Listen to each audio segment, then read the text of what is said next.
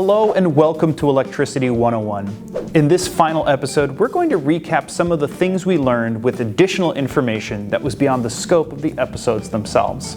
So, with that being said, let's get started. We learned electricity is generated from a power plant, then sent through a series of power lines with the voltage being raised and lowered where needed, to then end up at your house. When you go to turn on a light or your TV, it comes on instantaneously because electricity travels anywhere from 50 to 99% the speed of light. That's 93,000 to 186,000 miles per second. But generating that electricity takes more time. Coal plants can take as long as 12 to 18 hours to fire up and start generating electricity. Natural gas plants can start generating electricity in less than an hour, sometimes as quickly as 15 minutes. Renewable sources like solar and wind generate electricity immediately if the sun is out or it's windy. Time is an important factor in so many areas of our lives, and while the amount of energy an item uses is important, how long it operates is also important. For example, operating a space heater on high uses about 1,500 watts of electricity. If it runs for an hour at our current rate, that will cost about 16 cents. But if it's operating for 12 hours, that costs nearly $2, and that's just for one day.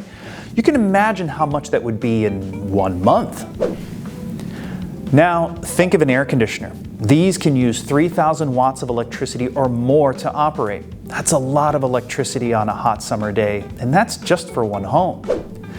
OPPD serves electricity to over 800,000 people, each one adjusting their thermostat, doing laundry, cooking, among other things. All that load needs generation and a careful balance to help maintain reliability on the grid. That's why our Energy Control Center monitors our electrical grid 24/7. Generating and maintaining electricity gives us a unique perspective into the critical nature of the service we provide for our customers. To us, it isn't just about keeping the lights on, it's also about being the light at the end of the tunnel for every customer's journey, no matter how big or how small.